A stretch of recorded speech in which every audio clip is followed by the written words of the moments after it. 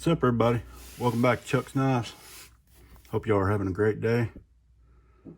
Just wanted to get on here and maybe rant a little bit, show you a few knives, and talk a little bit. So recently I made a knife trade with a brother in the community, and lines got crossed a little bit and some miscommunication, and things didn't go the way they were supposed to, or the way I thought they were supposed to, and I jumped the gun, rightfully so, a little too quick, and got on the offense, or the defense, and either way, I jumped the gun and got defensive, and needless to say, it shouldn't have went that way. No matter how you look at it, things should have been handled different on my end and the other. I'm not going to mention any names, no need in that. But it occurred to me, once I had gotten calmed down a little bit, that this isn't the way to handle it. Getting angry isn't the way to handle anything.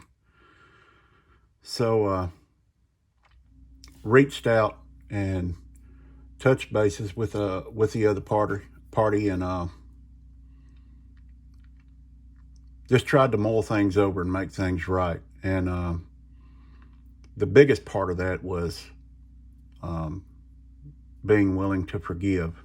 I think that's the most important thing, is to be able to forgive anybody. Life's too short to carry grudges. Life's too short to make enemies, period, over something simple. So simple as a knife, or even two or three or four. But I said all that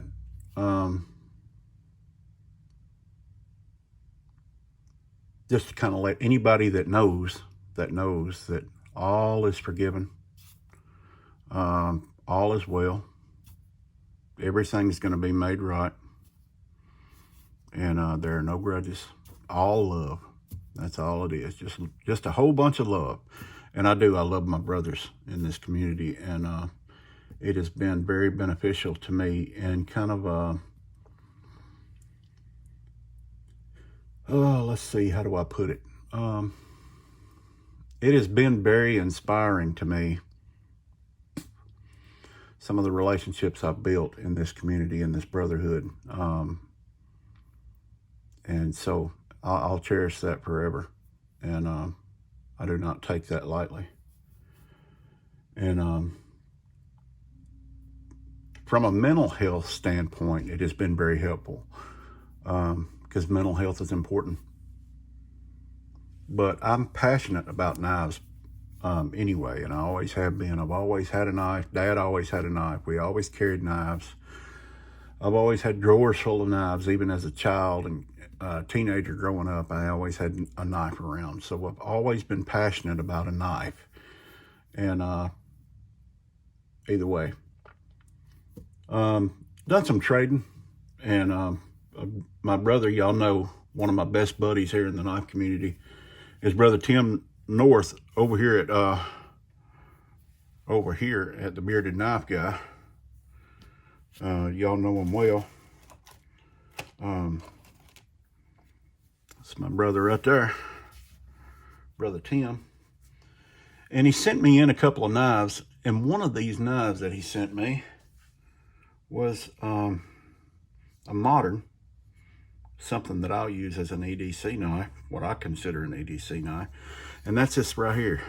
And this is a QSP. I don't know the model of it, but it's a QSP. I'm sure it's made in Chanika, as Brother Steven calls it, Chanika. But man, that is a good looking knife. Flipper, got the little flipper stud on it. but it's kind of a modern sheepfoot or a reverse Tonto. Either way, I really like that. I thought it was cool. It's got G10 handles, solid pocket clip, deep carry. The hardware on this thing is phenomenal. So anyway, I just thought I'd share that with you. Pretty cool knife. Very nice, very smooth action. Good looking knife. You can see how big it is overall. Good size knife. So I got that. I just wanted to show that to you. Pretty cool knife. I'll do this. I'll open it up and I'll leave it sitting right there. Now I picked this up.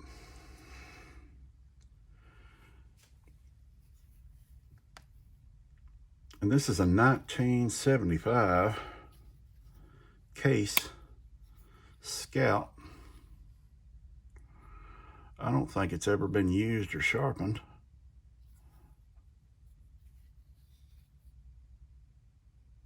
A 5-dot, 1975. Blades are perfect on this thing, except for a little blade rub, which is pretty common on a Scout knife with all these blades. But there's your model number. But this thing for a 1975 is like a brand new knife. You see every blade on this thing. It is clean as a whistle. Got killer snap. Can opener. Now it's got smudges all over it. It's a fingerprint magnet. And then this awl right here, or a hole punch. Look at that. She is shining like a diamond. But these Delrin handles covers are immaculate. They're in perfect shape. No scratches, no chips, no worn spots on them, anything. It's perfect. The back springs, no gapping. Clean as a whistle. But anyway, I picked that up. Very, very nice 1975 case Scout.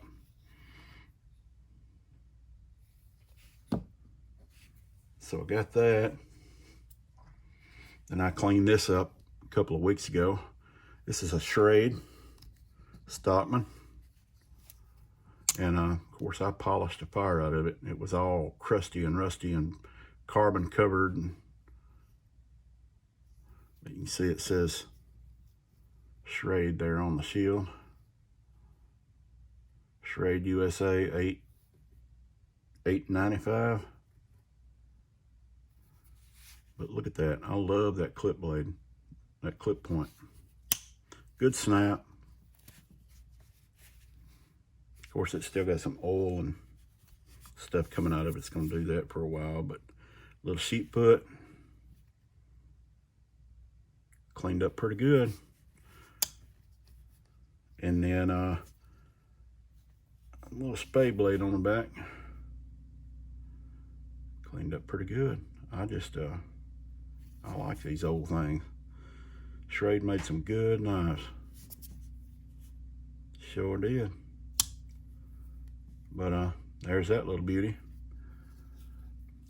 Picked that up, cleaned it up. And I got this in a trade with a few other knives that are already gone. Brother Michael over at Red Eye Patriot, right here, my guy, y'all go check him out. And this is an Indian paintbrush trapper. And look how pretty. Is that not beautiful? So got this from Mike, Red Eye Patriot. And this thing is mint. It come in the box. It's never been used, never been sharpened. It's got some oil on it where I oil them all down when I get them. But it's never been used, never been sharpened. It is mint. Beautiful knife. And then the spay blade. Walk and talk on this thing is crazy. You see it's the 54 pattern. Beautiful. I am in love with that. So got that.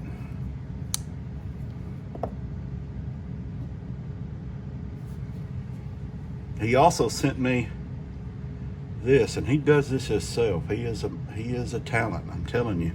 Check this beauty out. Now I think this is called a fishtail. Some were actually shaped like a fishtail. They come out like this, but this one comes down. But he does this himself. He napped these and makes these, and look how beautiful. That thing is gorgeous. Absolutely beautiful. So got that from Michael over at Red Eyed Patriot. Man, y'all go check him out. And then I picked this little thing up.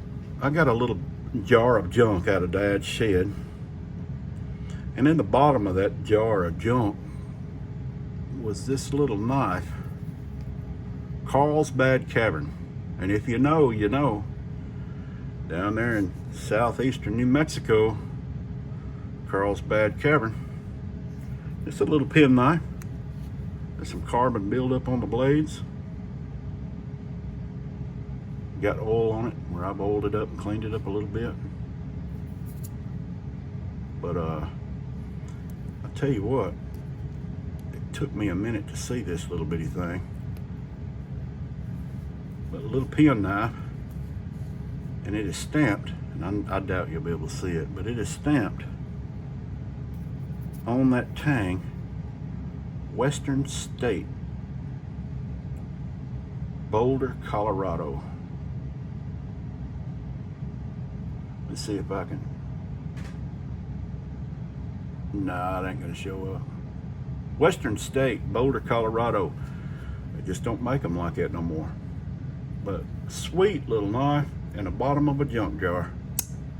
And listen to that snap.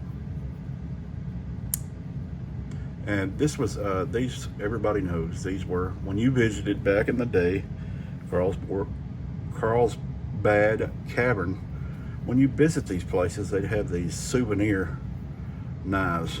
Of course, if you went today and visited, their souvenir knife would be made in Chineka, I promise. So, but either way, good looking little knife. And found that sweet little dude. And it come out of Pap's old junk jar. Thanks, Paps. And I wanted to show you one of my old knives. Now I've got these. This is a Through Night, excuse me, Archer Pro, and I got this little like a lanyard on there. You can put it in your hand, and it's got all kinds of options. Super bright little light. But not only can you do it like that, but if you're working on something and you got to have your hands and you need a light, you can throw that thing over your hand like it right there, and you can still fiddle with your fingers while you're lighting up what you're working on. But anyway, so I've got some little EDC flashlights, but I wanted to show you one that I've had for a long time. And this, my wife got me this probably about 10 years ago. I'm gonna guess is when they come out. If not, they were pretty new. And that's this right here. It's a Nebo chargeable work light, and it's got a magnet on the bottom, so it'll stick to whatever is metal. Then it's got a clip on the back with a magnet, and it opens up.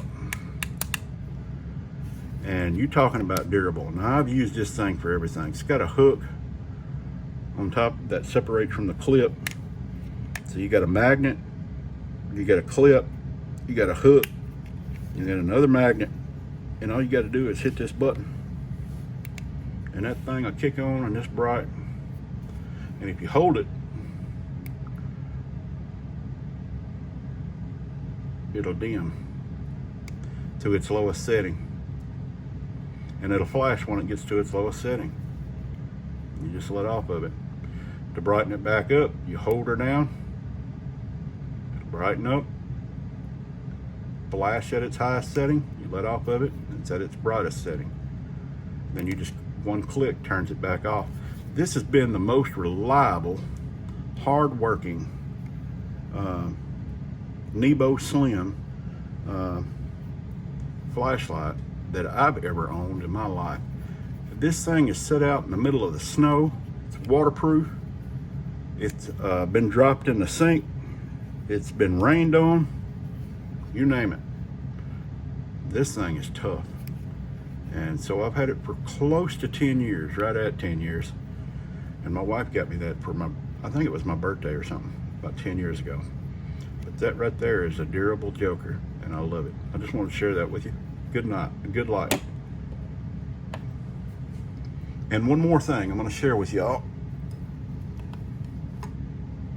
When my great-great-grandparents bought my family's property, long before any of us were born, it was about 150 acres. There was a house or a cabin where an old Civil War soldier lived.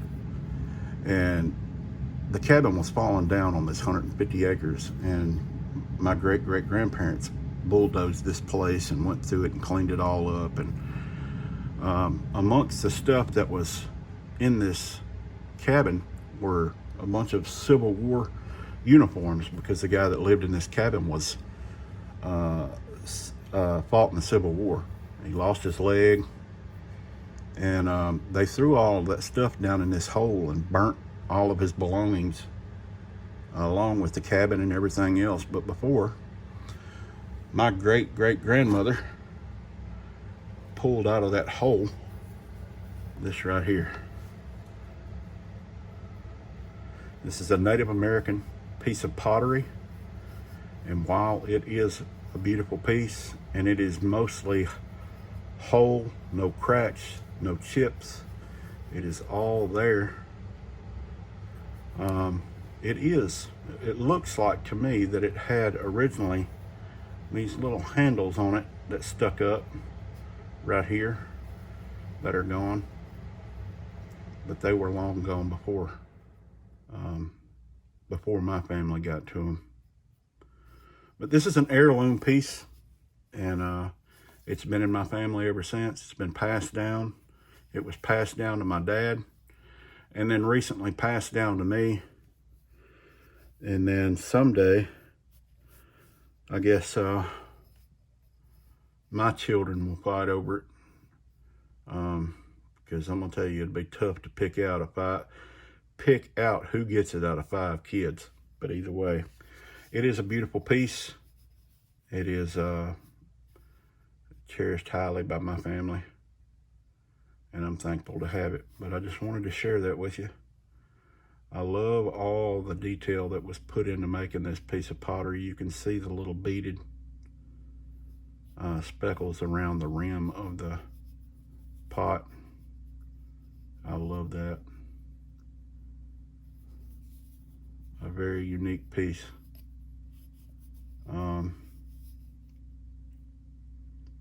Anyway, I just wanted to share that with you. Hey, I appreciate y'all tuning in, checking out the video. I'm glad I can do it. I've got some new stuff coming. It's a new year, a new me. We're going to try to boost things up a little bit. I'm going to try to get you some more regular videos out. And I've got a couple of cleanup videos coming, and maybe some knife repairs on top of that. So we'll see how that goes. And I'm looking forward to what's to come in the future here. But thank you for joining me. I hope you have a great day. And until next time, peace.